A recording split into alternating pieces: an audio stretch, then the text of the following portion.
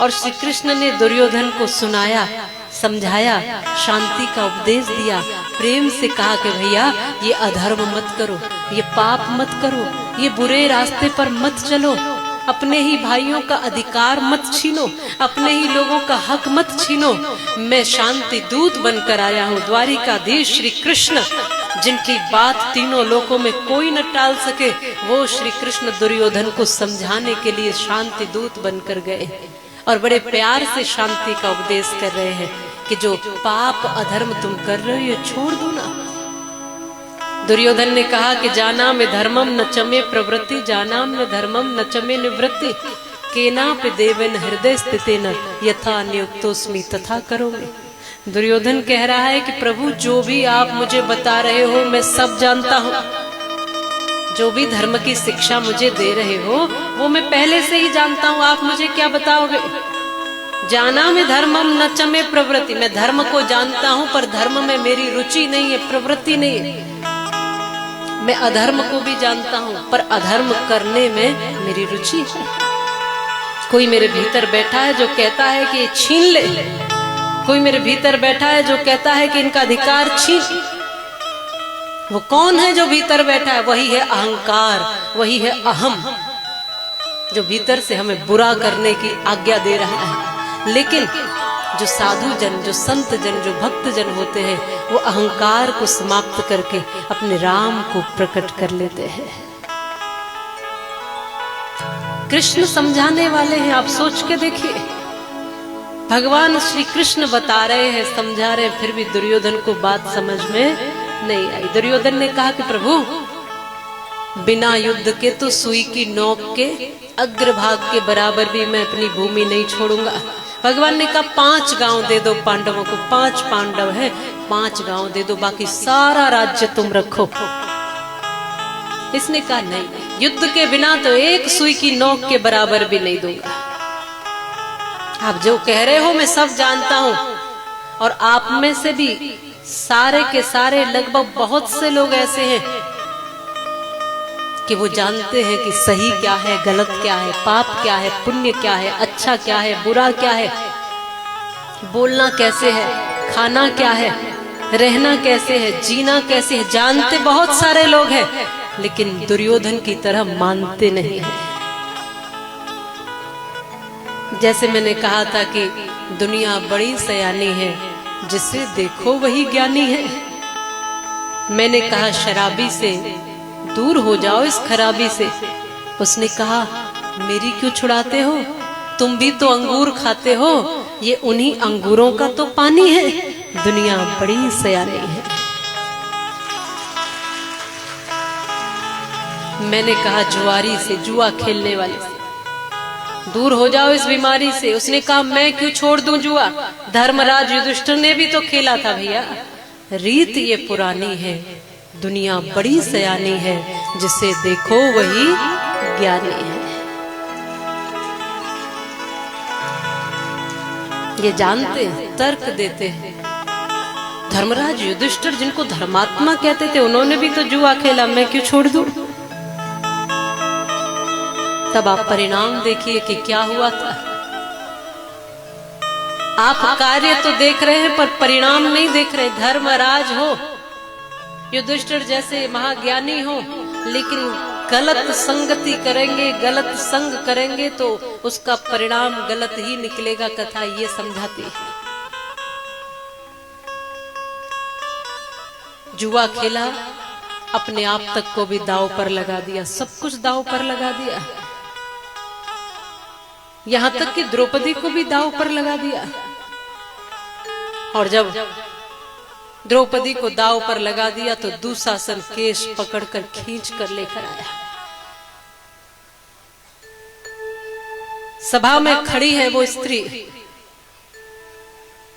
और सबकी ओर देख रही है।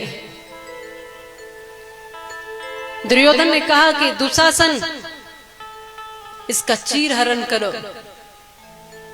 क्यों?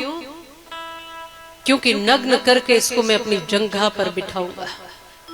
ये दासी है, अब ये जुआ में हारी हुई है। उसने कड़क कर एकदम आवाज से कहा चाहे मेरे पति ही सही, पर मुझे दांव पर लगाने वाले कौन होते हैं? कहा तुम्हारे पति ने दांव पर लगाया है। उन्होंने कहा पति ही सही, लेकिन मुझे दांव पर लगाने का अधिकार इनका भी नहीं है। और दूसरी बात, जो खुद हार गया हो अपने को, वो हारा हुआ व्यक्ति किसी दूसरे को दांव पर कैसे लगा सकता है? पहले तो पांडव अपने को हार गए थे ना, पांचों पांडव अपने को हार गए, और अगर आप अपने को हार चुके हैं तो किसी दूसरे को आप दांव पर कैसे लगा सकते हो? द्रौपदी ने कड़क कर कहा, लेकिन उस समय द्रौपदी की सुनने वाला कौन था वहां? फिर द्रौपदी को लगा कि शायद ये जितने बड़े बड़े धर्मात्मा इस सभा में बैठे हैं मेरी बात समझेंगे, मानेंगे।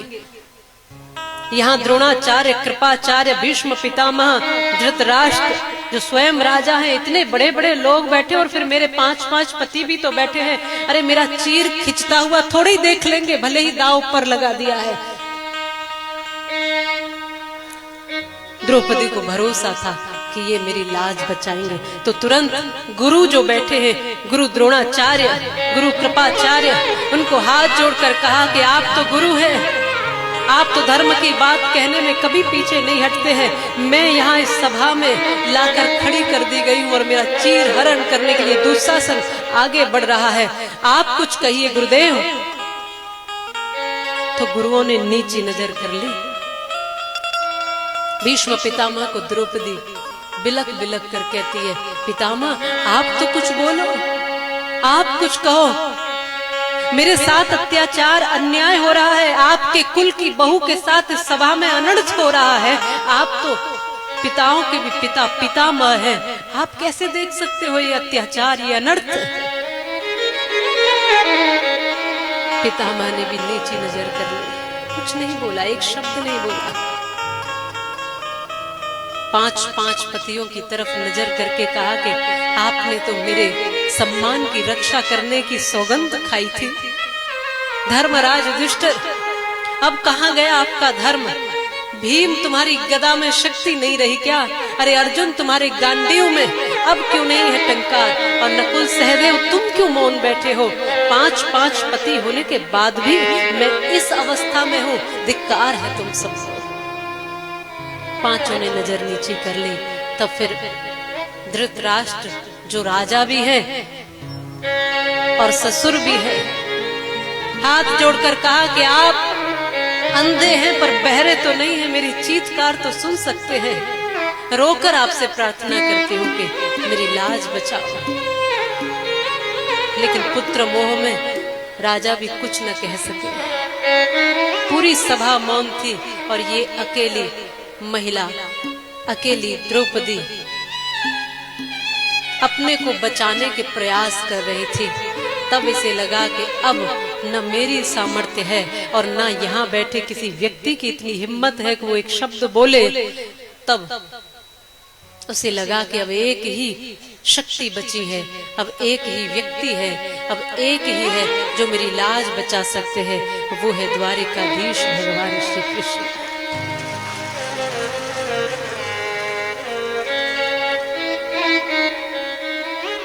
जब दुशासन साड़ी खींचने लगा तब हाथ जोड़कर द्रौपदी ने सब चिंता छोड़कर अपने भगवान की ओर ध्यान लगा करके कहा और पुकार कर कहा, कन्हैया आज अगर मेरी लाज गई तो ये मेरी लाज नहीं होगी, ये तुम्हारी लाज जाएगी। तुम बहन कहते हो ना, भाई के होते हुए अगर बहन की लाज गई तो तुम क्या दुनिया को मुंह दिखाओगे? कन्हैया तुम पर बड़ा भरोसा है मेरा। और आज द्रौपदी मानो ये पुकार कर कह रही है, कन्हैया कहाँ जा छुपे हो प्यारे कन्हैया, कहाँ जा छुपे हो प्यारे कन्हैया, यहाँ लाज मेरी लुटी जा रही है, यहाँ लाज मेरी लुटी जा रही, दुशासन के हाथों सभा बीच साड़ी, दुशासन के हाथों सभा बीच साड़ी, यहाँ आज मेरी खिंची जा रही है, यहाँ आज मेरी खिंची जा रही है। शोहरत थी जिनकी सारे जहां में, झुकाता था सर जिनको सारा जमाना। देखो समय आज बदला है कैसा, देखो समय आज बदला है कैसा, कि वीरों की गर्दन झुकी जा रही है, कि वीरों की गर्दन झुकी जा रही है। कहाँ जा छुपे हो तुम प्यारे कन्हैया, यहाँ लाज मेरी लुटी जा रही।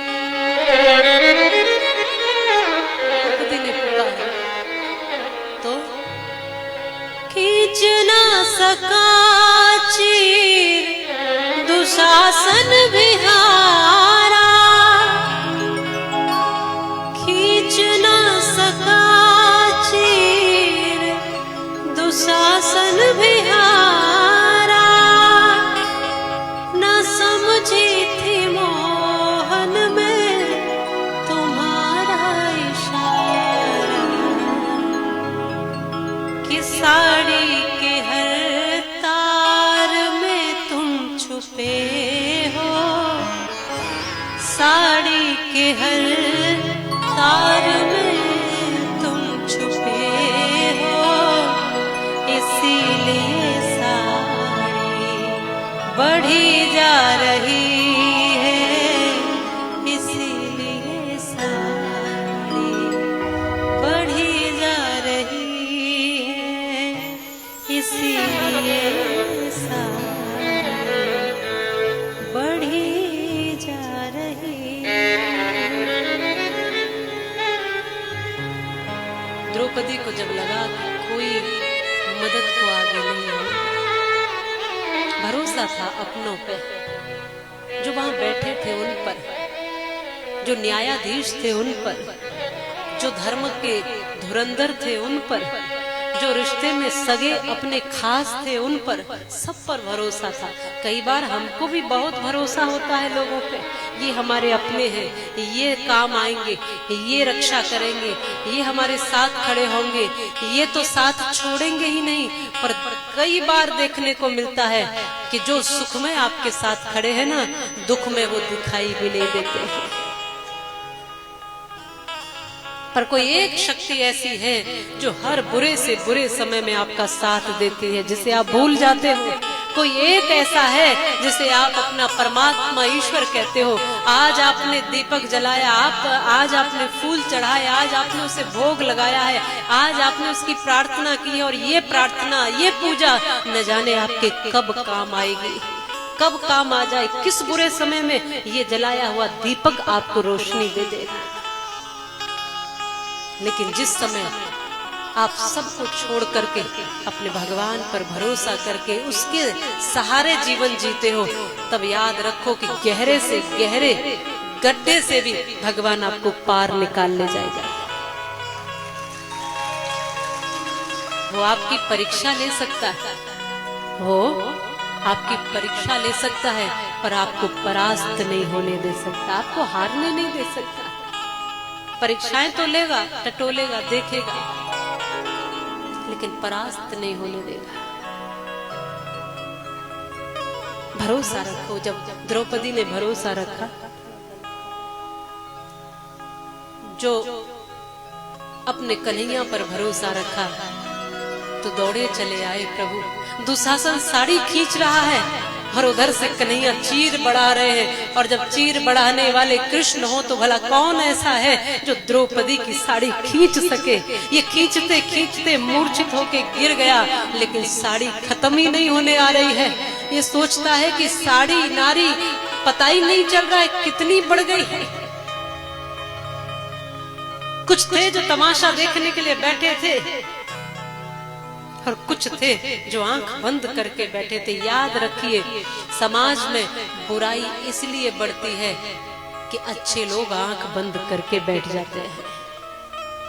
बुराई इसलिए नहीं बढ़ रही कि बुरे लोग बहुत ज्यादा हैं, बुराई इसलिए बढ़ रही है कि जो अच्छे लोग हैं वो आंख बंद कर लेते हैं।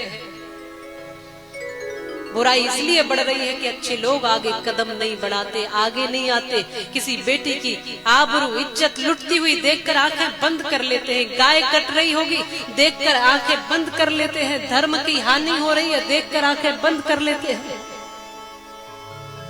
अच्छे लोग मुंह नहीं खोलते, अच्छे लोग आंखें नहीं खोलते, अच्छे लोग आगे कदम नहीं बढ़ाते, इसलिए बुराई बढ़ती चली जा रही है। ये जितनी बार सभा में बैठे थे, इनमें से एक एक धुरंधर थे, पितामह थे, गुरु द्रोणाचार्य, कृपाचार्य, एकदम कड़क कर कह देते, दुर्योधन तेरी हिम्मत कैसे हुई कि कुल वधू को तू इस अवस्था में यहाँ लेकर आया। लेकिन अच्छे लोगों ने आंखें बंद कर ली। आज समाज में अच्छे लोगों को खड़ा होना पड़ेगा, अच्छी बात बोलनी पड़ेगी, अच्छे के लिए खड़ा होना पड़ेगा। बुरी बात के लिए तो तुम तुरंत खड़े हो जाते हो। धर्म वास्तविक वही है जिसके भीतर उतर जाए। अगर हम अपने आप को धर्मात्मा मानते हैं ना, तो हम केवल तिलक लगाने से धर्मात्मा नहीं होते कि हम तिलक लगा लिए अब हम धर्मात्मा, हमने जनेऊ पहन लिया, चोटी बढ़ा ली, हम कथा में आकर बैठ गए, अब हम धर्मात्मा हैं।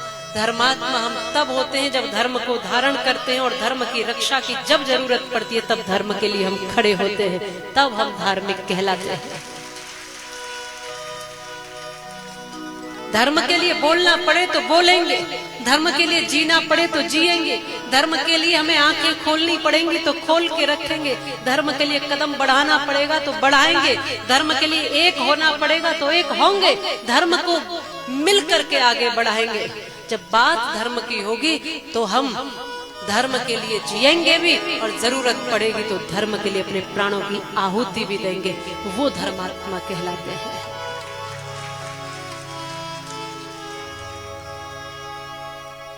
इसलिए वास्तविक धर्मात्मा बनिए। अपने से शुरुआत कीजिए, अपने परिवार से शुरुआत कीजिए, अपने घर अपने रिश्तों से शुरुआत कीजिए। दुर्योधन में और अर्जुन में, कौरवों में और पांडवों में अंतर यही है, वो अपने अधिकार की बात कर रहे हैं और ये दूसरे का भी छीनना चाहता है। दो काल हैं, रामायण काल और महाभारत काल। रामायण काल वो समय है जहां अयोध्या का इतना बड़ा राज्य श्री राम जी ने अपने भैया भरत को तत्काल दे दिया। एक बार भी नहीं सोचा, एक बार भी विद्रोह नहीं किया, एक बार भी नहीं कहा। यहां तक कि उनके पिता दशरथ जी ने तो कहा कि मेरी गलती है राम, मेरी भूल है, मैंने गलती की है, इसलिए दंड मुझे मिलना चाहिए। तुम क्यों बन जाते हो राम, तुम क्यों बन जाते हो। वाल्मीकि रामायण में यहां तक कहा कि मुझे जेल में डाल दो और तुम राजा बन जाओ, राज्य करो, क्योंकि सारे मंत्रियों ने, सारी सभा ने, सारे मंत्रिमंडल ने, सब विप्रजनों ने और पूरे अयोध्या वासियों ने एक स्वर में कहा है कि हमारे राजा राम होंगे। तो इसलिए तुम तो राजा बन गए, बस अब तिलक ही तो बाकी है, बाकी तो राजा तो तुम बन चुके हो, इसलिए मुझे जेल में डालो और तुम राज्य करो। राम जी ने कहा पिताजी आप 14 वर्ष की बात करते हो, अरे आप गद्दी पर बैठो, आप प्रसन्न रहो, आपके वचन की खातिर 14 वर्ष तो क्या पूरा जीवन भी मैं जंगलों में बिता सकता हूँ, पूरा जीवन जंगलों में निकाल दूंगा और पूरा राज्य भरत को सौंप कर चल दिए बन। लेकिन भरत भी कम नहीं है, भरत भी वही राज्य लेकर के पीछे पीछे पहुंच गए चित्रकूट पर। कहते प्रभु ये राज्य मेरा नहीं है, ये आपका है। इदम न मम, इदम न मम, यह मेरा नहीं है। भरत कहते इदम न मम, ये मेरा नहीं है, आप लीजिए। और राम कहते इदम न मम, ये मेरा भी नहीं है, ये तुम्हारा है। दोनों भाई एक दूसरे को इतना बड़ा राज्य लुढ़का दे रहे हैं, फुटबॉल बना दिया राज्य का, एक इधर से लुढ़काता है, एक उधर से लुढ़काता है। यहाँ पिताजी एक हाथ जमीन ज्यादा दे दे अगर छोटे बड़े भाई किसी को, तो दूसरा मारने के लिए तैयार हो जाए। एक हाथ जमीन पर लड़ जाता है भाई भाई से और कोर्ट कचहरी के चक्कर लगा देता है, लाखों लाखों रुपए वकील को जाके दे देगा, लेकिन एक हाथ जमीन अपने भाई को नहीं देगा। हम कथा सुनते हैं पर अपने जीवन को बदलते नहीं है। रामायण काल है, वो रामायण काल में भाव क्या है? त्याग का। दोनों भाइयों त्याग कर रहे इतने बड़े राज्य का। लेकिन वहीं दूसरी तरफ महाभारत काल है जहाँ पर इदम न मम का भाव नहीं दिखता, इदम मम का भाव दिखता। ये मेरा है, ये मेरा है, ये मेरा है। दुर्योधन कह रहा है मेरा है, पांडव कह रहे हैं मेरा है।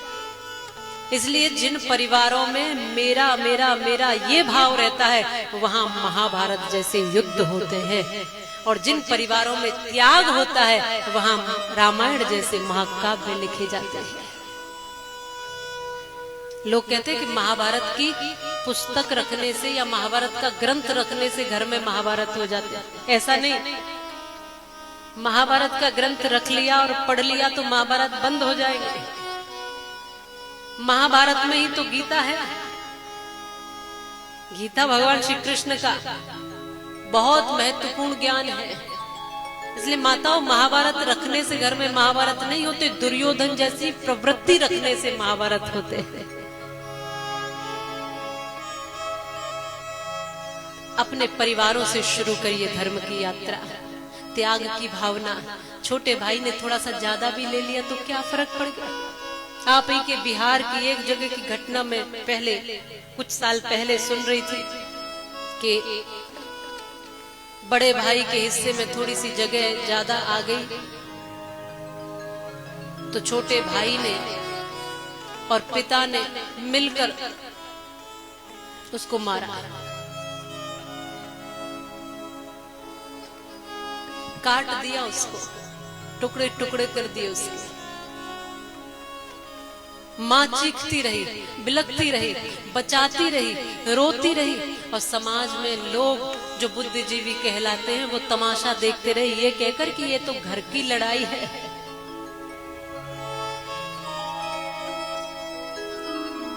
थोड़ी सी जगह के लिए मार दिया, जगह फिर भी आ जाएगी, भाई दोबारा नहीं आ पाएगा, रिश्ते दोबारा नहीं बन पाएंगे। इसलिए रिश्तों को महत्व दीजिए थोड़ा।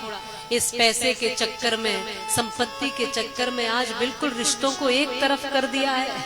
ये सारी चीजें आप दोबारा कमा लोगे, लेकिन रिश्ते समाप्त हो गए तो दोबारा नहीं बन पाएंगे।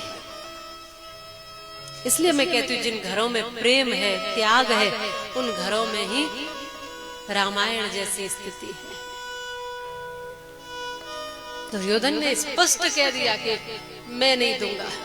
भगवान कृष्ण खूब समझा रहे हैं, धर्म की बात मान ले, मेरी बात मान ले, लेकिन भगवान की भी बात दुर्योधन ने नहीं मानी है और कहा युद्ध करूंगा, युद्ध के बिना कुछ नहीं।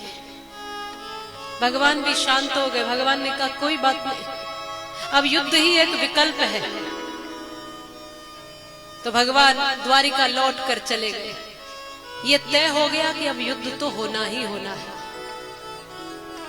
तो भगवान की जरूरत सबको पड़ती है। दुर्योधन को लगा कि इतना बड़ा महाभारत का युद्ध होगा तो द्वारिकाधीश की थोड़ी सी सहायता ले ली जाए। तो भगवान के पास कुछ मांगने के लिए पहुंचा। वहीं अर्जुन भी पहुंचे। ये दोनों मांगने गए हैं। अब देखिए, दोनों भगवान के पास मांगने के लिए गए, पर दोनों में अंतर है। जब भगवान ने दोनों को देखा और पूछा दुर्योधन को कैसे आना हुआ, तो दुर्योधन ने कहा कि प्रभु, आप तो जानते हो कि महाभारत का युद्ध होना निश्चित है, आपकी मदद चाहिए। भगवान ने कहा कि देखो, मेरे पास एक तरफ सेना है और दूसरी तरफ मैं हूं, पर मैं निहत्था रहूंगा।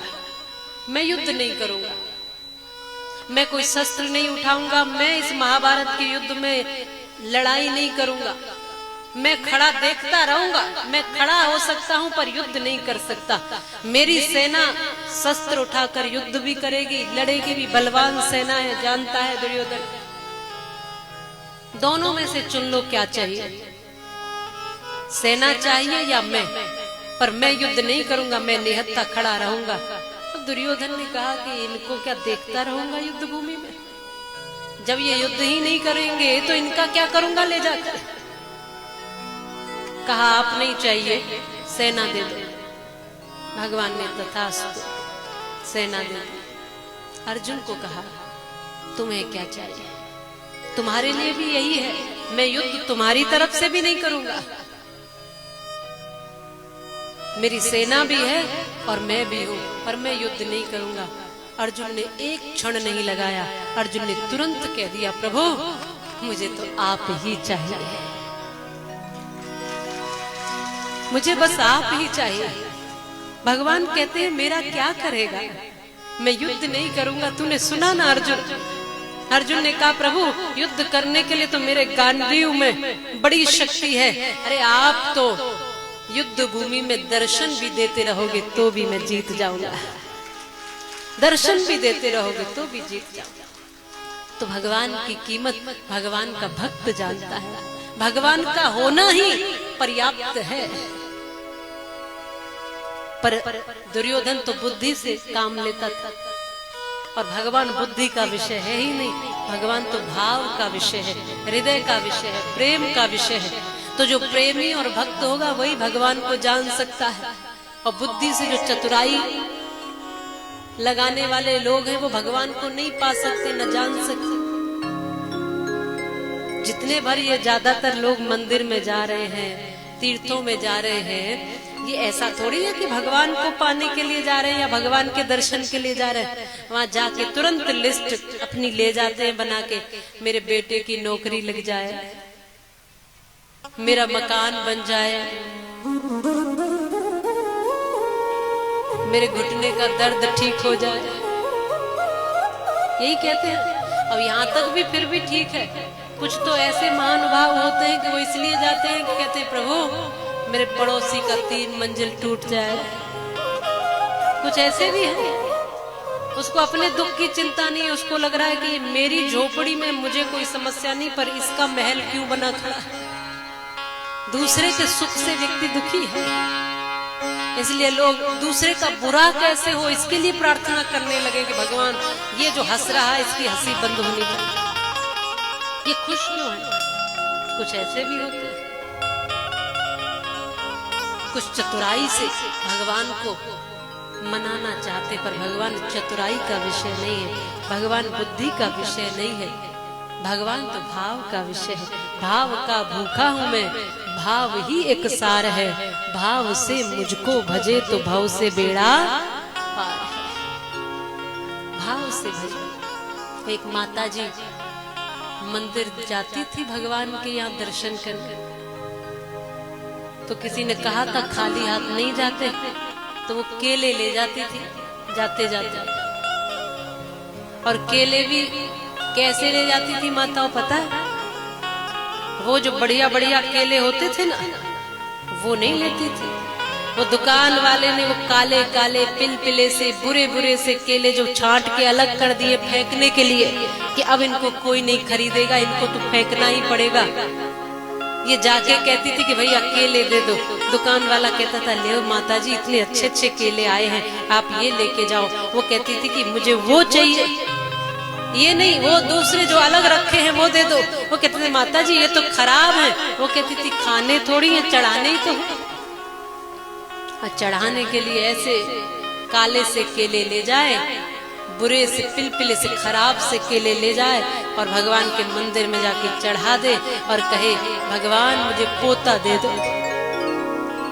रोज प्रार्थना करती है मेरे बेटे के अभी तक कोई संतान नहीं है तो पोता आ जाए मेरे घर में, पोता दे दो। रोज केले चढ़ाए कहे पोता दे दो, पोता दे दो। भगवान ने एक दिन सुनी और पोता आ गया, लेकिन ऐसा ही आया केले की तरह बिल्कुल पिलपिला सा, लुत्फुता सा, कुछ नहीं इसमें। ये रोते रोते फिर पहुंची मंदिर में, कहती भगवान मैंने पोता मांगा था पर ऐसा थोड़ी मांगा था। भगवान भी कहते माता जी मैंने केले ऐसे थोड़ी मांगे थे, अपने केले नहीं देखती हो? तो चतुराई से हम भगवान को पाना चाहते हैं। भगवान कहाँ कहते हैं कि तुम केले ही लाओ, कि तुम लड्डू ही चढ़ाओ। भगवान कहते हैं मैं बिक जाऊं एक तुलसी दल पर और मैं रीझू एक चुल्लू जल पर। तुम तो एक बूंद भर जल भी दे दोगे तो भी वो खुश है, एक तुलसी का पत्ता भी अर्पण कर दोगे वो खुश हो जाएगा। और वो भी नहीं है ना तो हाथ जोड़कर अपने मन से कह दो प्रभु मेरे पास तो अपना मन है, वही मैं तुझे अर्पण करता हूँ, वो खुश हो जाएगा। भगवान ने कब कहा कि 56 भोग लगाओ मुझे? और फिर अगर आप लगा रहे हो तो फिर उसमें चतुराई मत करो। इसलिए जब भी आप कोई अनुष्ठान करते हो, जब भी पूजा पाठ करते हो तो विशेष सामग्री का ध्यान रख के करा करो। फूल में कहीं कोई कीड़ा तो नहीं है, फूल कहीं खराब तो नहीं है, फल खराब तो नहीं है, ये बात का विशेष ध्यान रखा करो। स्वच्छता के साथ, सफाई के साथ भगवान की पूजा करो।